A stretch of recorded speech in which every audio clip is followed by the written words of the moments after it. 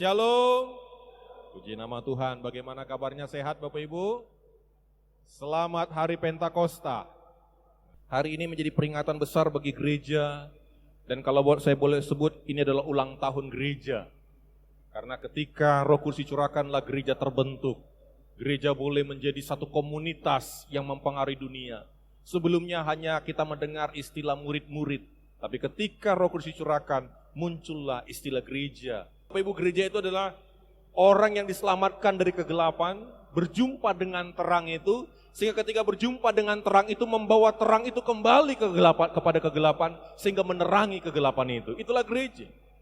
Gereja bukan hanya sekedar bicara tentang berkumpul dan berkumpul, tapi berkumpul yang berkualitas. Akibat dari berkumpul itu mempengaruhi banyak hal dalam sendi-sendi kehidupan. Dan kalau kita melihat itu dimulai ketika Roh Kudus dicurahkan. Yesus berkata kepada murid-muridnya sebelum dia terangkat ke sorga, jangan tinggalkan Yerusalem sebelum engkau menerima janji Allah, yaitu baptisan Roh Kudus. Dan murid-murid taat. Ketika tiba hari Pentakosta, bayangkan Bapak Ibu, Tuhan begitu mendesain, begitu hebatnya, mengatur waktunya, mengatur mobilisasi masanya Bapak Ibu.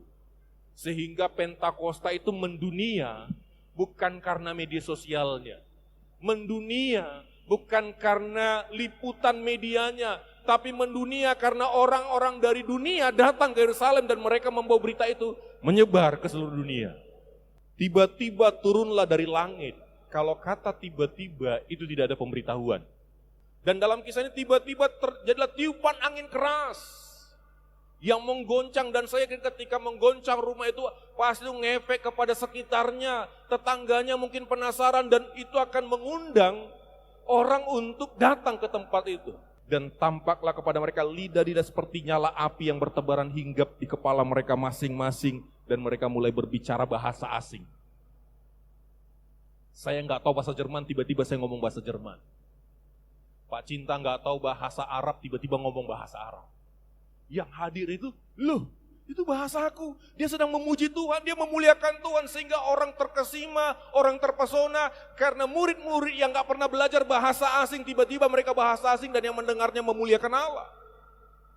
Bayangkan Bapak Ibu, Tuhan mendesain begitu hebatnya supaya Pentakosta itu viral di dunia. Sekarang kecanggihan teknologi bisalah viral, tapi dulu bayangkan bagaimana skenario Tuhan. Memakai murid-murid dengan segala keterbatasan bahasa mereka, tiba-tiba tanpa kursus, mereka bisa bahasa-bahasa asing. Tiupan angin dan terjadi peristiwa spektakuler itu hanya bukan tujuan, itu hanya sarana, itu hanya pemicu saja, itu hanya awalnya. Tapi sesudah itu lebih penting daripada awalnya itu. Dan itulah kita baca dalam ayat 41 sampai 47. Ketika gereja dipenuhi dengan Roh Kudus, apa yang terjadi? Ayat 41.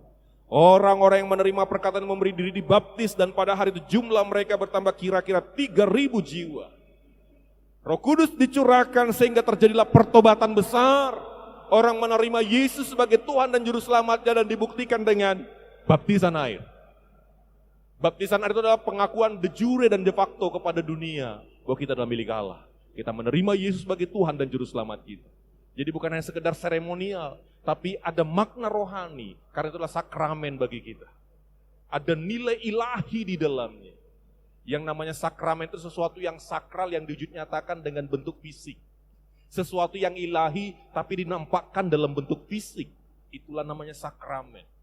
Oleh karena itu mereka yang pertama akibat dari Roh Kudus dicurahkan terjadi pertobatan massal. Jadi kalau ada Roh Kudus di gereja ini, pasti ada pertobatan di gereja ini. Amin. Amin. Kalau ada Roh Kudus tidak ada pertobatan, berarti ada yang salah dengan manusianya. Tanda pertama Roh Kudus dicurahkan terjadi pertobatan massal. 3.000 orang bertobat. Mungkin kita sudah terima Yesus, tapi kita perlu bertobat terus-menerus. Amin. Amin. Amin. Katakan kiri kanannya, kita perlu bertobat terus-menerus.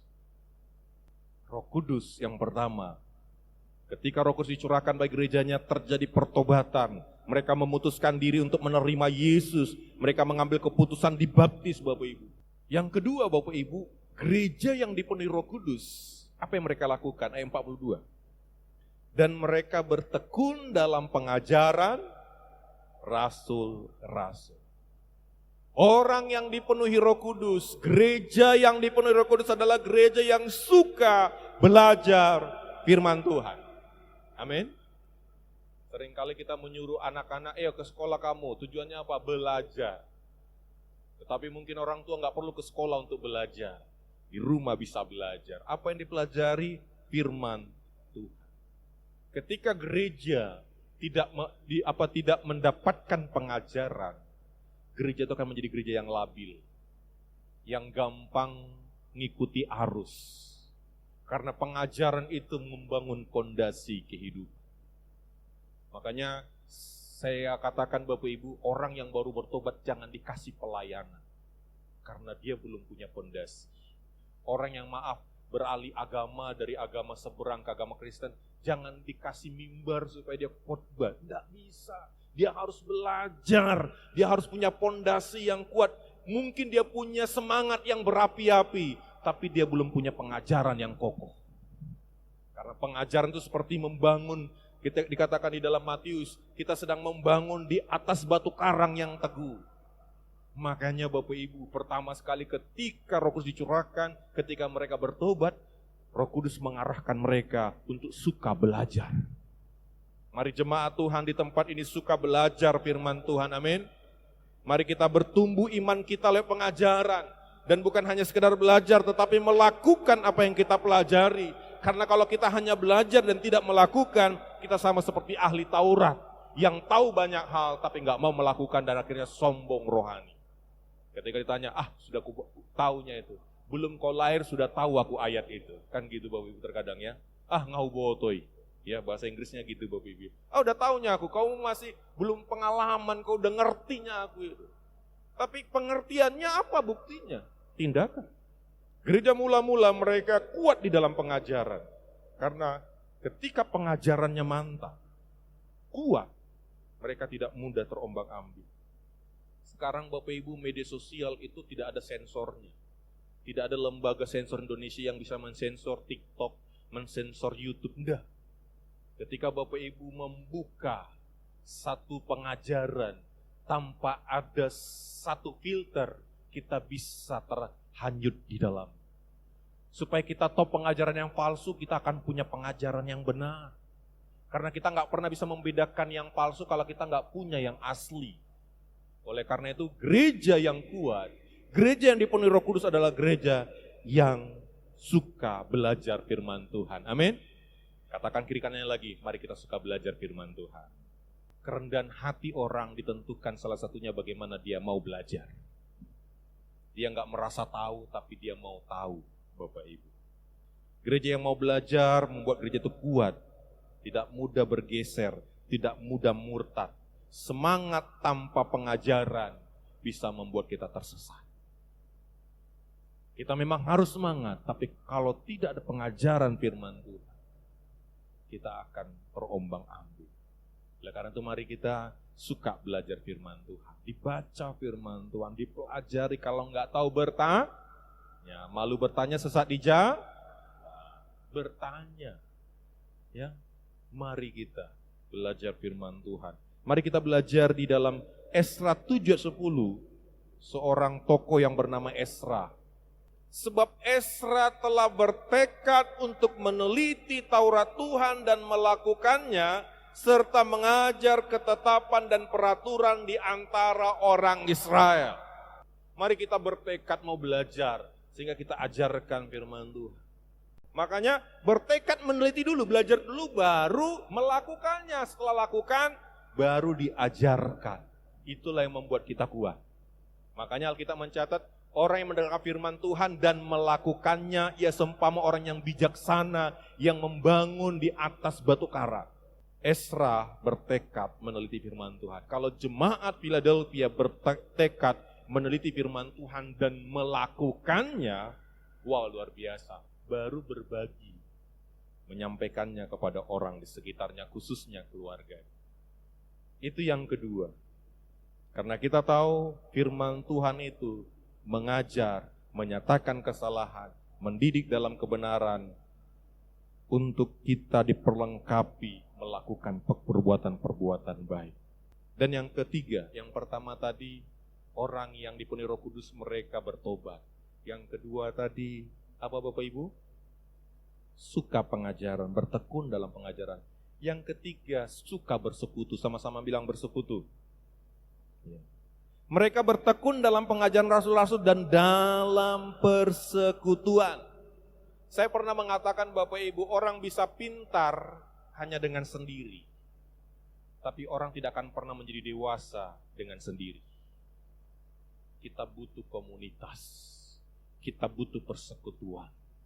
Kita butuh yang namanya gereja. Orang yang tidak suka bersekutu adalah orang yang tidak mau bertumbuh dalam kedewasaan. Gereja ini bukan gedungnya, tapi gereja adalah pribadinya. Apalah gereja harganya miliaran tetapi tidak ada perkumpulan di dalamnya. Tapi biarlah gereja itu sederhana, tapi ada perkumpulan yang berkualitas di dalamnya. Karena ketika Tuhan datang nanti Tuhan tidak akan tanya, gereja Philadelphia berapa ya harganya? Enggak. Tapi adakah orang-orang yang bersekutu di sana? Oleh karena itu yang kedua ini, mari kita bersekutu. Suka bersekutu, amin? Katakan lagi kedengarannya, mari kita suka bersekutu. Ngomong gini, jangan suka bolos. Amin? Memang ketika kita gereja nggak diabsen Bapak Ibu. Penerima tamu hanya menghitung jumlah, tidak mengabsen siapa yang datang. Tapi percayakah Bapak Ibu Tuhan mengabsennya? Coba lihat berapa banyak yang bolong di absennya Tuhan. Cara saya mengenal anak-anak saya adalah dengan memanggil namanya. Jadi ketika saya panggil namanya, saya lihat orangnya. Oh, Syaru namanya sini. Karena sulit menghafal Bapak Ibu. Saya puji Tuhan, Tuhan tidak sulit menghafal kita. Amin. Amin. Jadi kalau kita nggak datang langsung tahu Tuhan. Amin. Tapi Tuhan suka kita bersekutu. Amin. Bersekutu itu sifatnya dua, vertikal dan horizontal. Vertikal itu memuji Tuhan, berdoa. Kalau kita mencatat mereka itu suka memuji Tuhan. Mereka suka berdoa. Itulah fellowship kita dengan Tuhan. Kita berdoa, berbicara kepada Tuhan. Dan kita memuji Tuhan. Itulah vertikal kepada Tuhan. Jadi anak Tuhan yang dipenuhi Roh Kudus suka memuji Tuhan. Amin. Walaupun suara kita mungkin fales. Kita main gitar di kunci C, tapi kita nyanyinya di F press. Enggak masalah, tapi penting kita memuji Tuhan. Amin. Jangan pintar nyanyi, tapi nyanyinya apa? Orang ketiga lah, merdua holong lah. Kalaupun mau nyanyi yang berkelas lah, sapalahu pilit, kan gitu kan. Woi, agak berkelas. Ya. Ini, aduh, jatuh bangun aku mengejarmu. Wah. Mari, memuji Tuhan, suka memuji Tuhan, amin. Suka bersyukur, terima kasih. Dan suka memuji Tuhan itu bukan hanya terima kasih Tuhan. Ngerti juga memberikan ucapan syukur. Banyak orang hanya terima kasih Tuhan. Tapi Tuhan berkata, holanda terima kasih, holanda maleate. Tapi gak ada tindakan nyatanya. Bersekutu dengan Tuhan. Ibrani 10 ayat 25 dikatakan, janganlah kita menjauhkan diri dari pertemuan-pertemuan ibadah kita. Seperti dibiasakan oleh beberapa orang. Tapi marilah kita saling menasehati. Semakin giat melakukannya menjelang hari Tuhan yang mendekat. Dalam firman Tuhan ini ada dua hal tadi, vertikal kepada Tuhan, horizontal kepada sama. Kita berdoa, ya, suka berdoa. Kita berdoa itu berbicara kepada Tuhan dan juga kita berdoa syafaat, mendoakan orang di sekitar kita. Bapak didoakan gak istrinya? Doakan gak? Saya tanya dulu bapak nih. Doakan ya, kelihatan wajah bapak ini nama istrinya yang pertama di sini. Ibu-ibu doakan gak suaminya? Doakan. Doanya stabil atau tergantung tanggal? Kalau mendekati gajian doanya agak kenceng. Tuhan jamah suamiku supaya terbuka, dapat bonus, dapat THR, dapat uang lembur gitu ya. Tiba-tiba buka pintu rumah, Pak mana gaji? Wah langsung gitu Bapak Ibu ya. Kali sini gak ada gitu Bapak Ibu ya. Kalaupun ada bertong, orang tua didoakan ke anak-anaknya. Doakan. Sekarang anak-anak, didoakan ke orang tuanya? Doakan gak? Doanya apa? Berikan kesehatan Tuhan, gajinya meningkat, golongannya meningkat, semuanya meningkat Tuhan. Wah gitu? Mari kita saling mendoakan, itu namanya ibadah. Dan yang berikutnya itu horizontal. Horizontal itu berarti saling menasehati, saling menajamkan. Bapak Ibu jangan pernah berpikir ketika engkau datang gereja, engkau akan selalu aman saja. Saya tidak menakut-nakuti. Karena ketika kita bersekutu, akan terjadi gesekan. Akan terjadi gesekan, besi menajamkan. Akan ada ketersinggungan, salah ucap. Ada banyak hal terjadi. Karena yang hadir adalah manusia yang terbatas. Ketika kita berkumpul di sini bukan malaikat semua di sini. Kita tidak bisa dewasa tanpa orang lain. Katakan kiri kanannya, saya dewasa karena kamu. Kalian duduk suami istri, gara-gara cerewet maunya aku dewasa gitu. Yang ibu-ibu, gara-gara kasar maunya aku dewasa gitu. Kita dewasa karena harus ada yang dipakai Tuhan jadi peranca dalam hidup kita. Terkadang kita jadi peranca, tapi terkadang orang jadi peranca bagi kita karena membangun ini nggak bisa hanya bangunan yang bagus saja, harus ada peranca yang alat bantu untuk bisa membangun bangunan ini. Kadang kita jadi peranca, tapi terkadang orang jadi peranca dalam hidup kita. Kadang Tuhan menggunakan kesilapan orang untuk mendewasakan kita. Amin. Jadi ketika Bapak Ibu masuk keluarga besar Philadelphia, selamat datang di dalam gesekan dan gesekan. Kalau kita say hello saja nggak ada gesekan, tapi ketika sudah kenal, gitu. Aduh ternyata. Karena kadang Bapak Ibu ngomong di Facebook dengan ngomong secara langsung berbeda. Gereja yang dipenuhi Roh Kudus adalah gereja yang cinta bersekutu. Amin. Karena persekutuan itu mendewasakan kita. Persekutuan itu menghangatkan kita. Persekutuan itu saling menggesekkan kita supaya kita jadi bara, bukan jadi debu. Ketika bara itu dipisah-pisah dia akan redup menghasilkan asap. Dan asap itu mengganggu orang. Dan ketika sudah habis dia jadi abu. Yang keempat, suka berbagi. Katakan kiri kanannya, suka berbagi. Bapak Ibu di pasal 2 sama di pasal 4 diulangi ayat yang sama. Mereka menjual hartanya dan memberikannya. Kita lihat ayat 45. Dan selalu ada dari mereka apa? Yang menjual harta miliknya lalu membagi-bagikannya kepada semua orang sesuai dengan keperluannya masing-masing. Ternyata ciri khas gereja yang dipenuhi Roh Kudus, gereja itu suka berbagi. Suka berbagi. Suka berbagi itu antonimnya adalah pelit. Saya mencari penasaran Bapak Ibu karena ada istilah orang Batak mengatakan gini ya, sigotil monis. Digotil monis. Monis itu ternyata pecahan dari beras. Itu kan sudah kecil kali itu. Digotil lagi. Jadi saya pikir ini keterlaluan memang. Tapi memang ada mungkin yang seperti itu, makanya istilah muncul. Ya. Itu ungkapan yang seseorang yang sangat pelit, yang pemberiannya tidak sesuai dengan harta yang dimilikinya. Dia punya uang 1M, terus dia datang gini, persembahan kami sedikit sekali. Kita nggak boleh lagi nyanyikan lagu itu. Itu kok kelihatan rendah hati, pelit itu. Iya, dikasihnya lah 5.000, uangnya 1 miliar. Itu pelit namanya, Bu. Gereja mula-mula malah berpikir, depositoku berapa ya? Udah aku cairkan, aku mau persembahkan. Bayangkan sampai sebegitunya loh. Karena ternyata salah satu karya Roh Kudus adalah membuat orang suka berbagi. Lebih berbahagia memberi daripada menerima. Mari kita selalu berbicara tentang apa kontribusiku. Dan jangan berpikir apa yang dapat menjadi subsidi bagiku. Ya, kontribusi bukan subsidi. Jangan mengharapkan Bapak Ibu. Dan saya mau katakan gini, memberi ini tidak bergantung atau ditentukan oleh berkat yang kita dapatkan.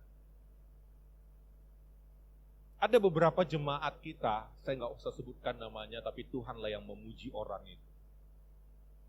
Secara kasat mata sederhana penampilan. Tapi kalau bicara tentang pemberian, wow. Dan selalu terpikir ketika ada kegiatan-kegiatan, selalu ada kontribusi yang nyata.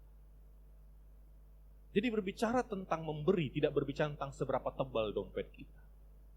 Tapi seberapa karya Roh Kudus nyata dalam hidup kita. Oleh karena itu yuk kita belajar suka memberi. Amin. Kalau kita belum bisa memberi dalam tanda pengertian dana, kita punya tenaga, kita punya pikiran, kita punya waktu, kita punya skill. Karena memberi itu tidak selalu berbicara tentang harta. Gak mungkin saya memberi kalau saya gak punya harta. Berarti saya harus memberikan yang saya punya. Tapi ada orang sudah punya, gak mau memberi. Makanya bagi saya orang yang kaya adalah orang yang suka memberi. Tapi saya yakin orang yang dipenuhi Roh Kudus adalah orang yang suka berbagi. Amin.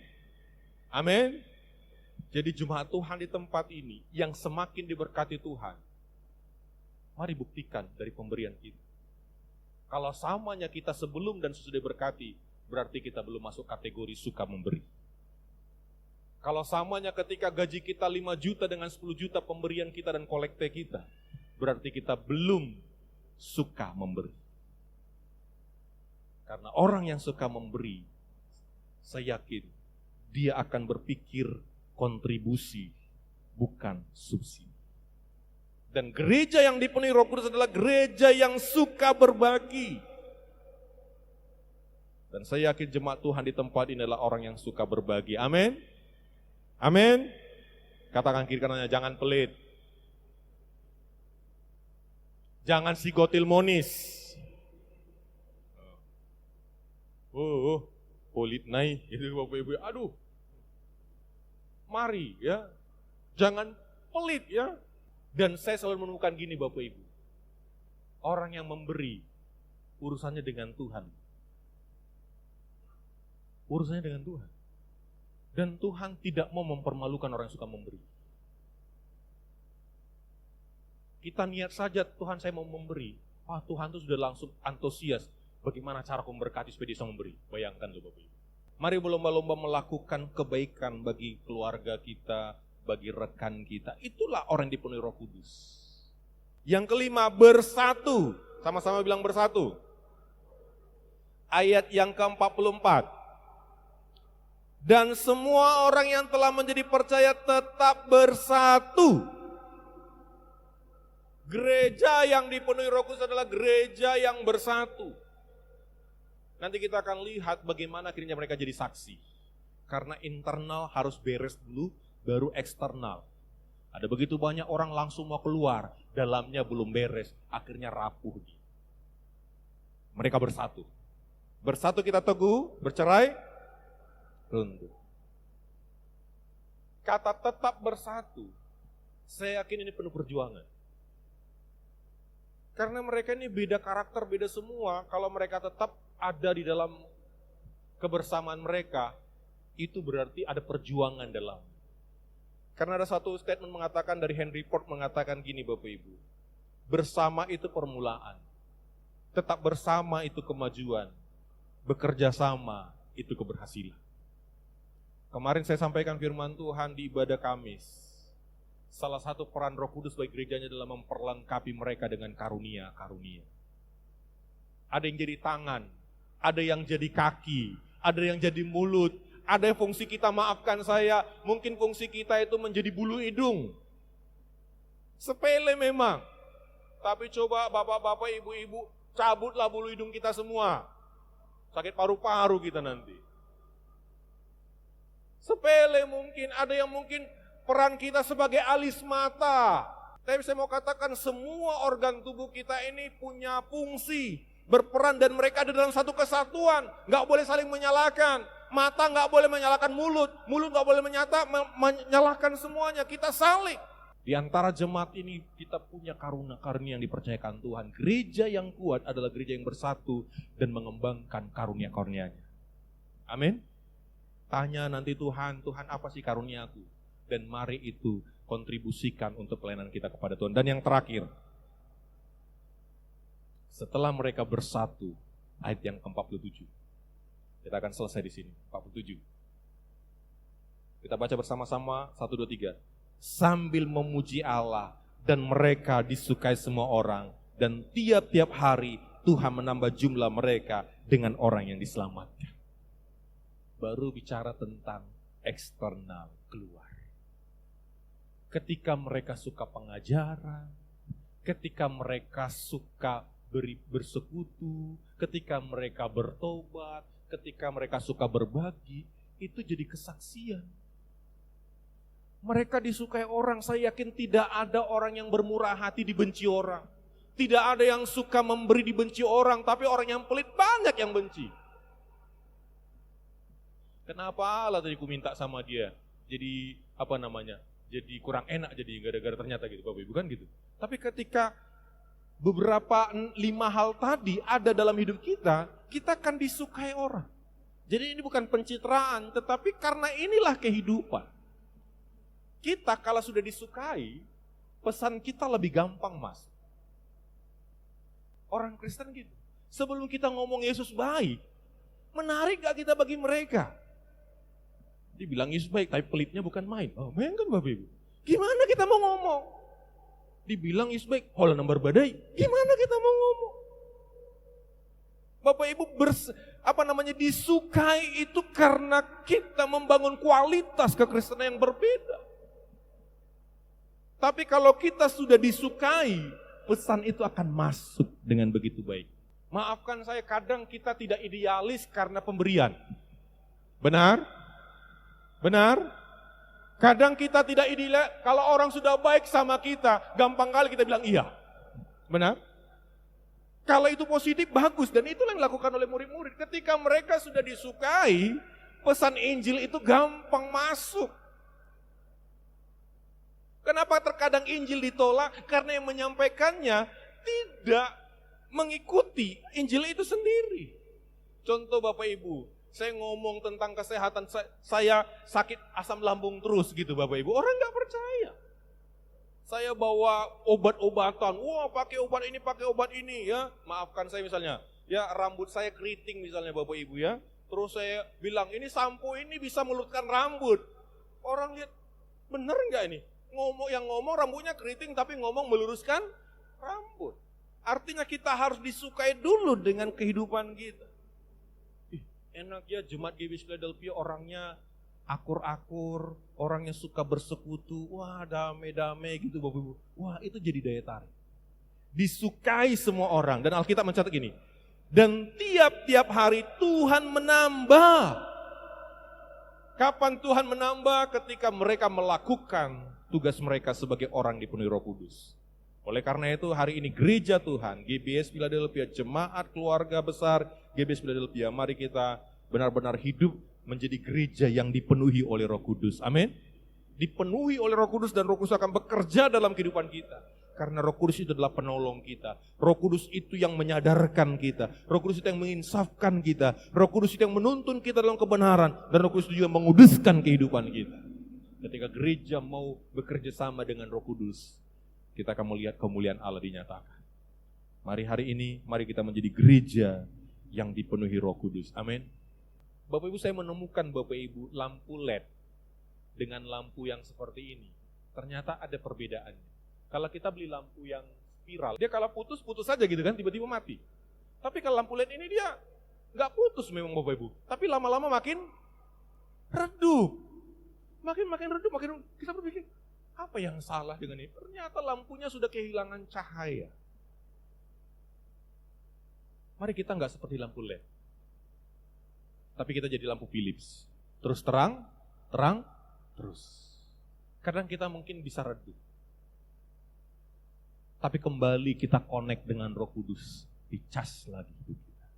Mungkin kita redup sebagai suami, redup sebagai istri, redup sebagai karyawan, redup sebagai keluarga. Mungkin kita seperti lampu LED yang mulai redup cahayanya, bukan membuat orang diterangi, malah membuat orang akhirnya ilfil. Apalah ini?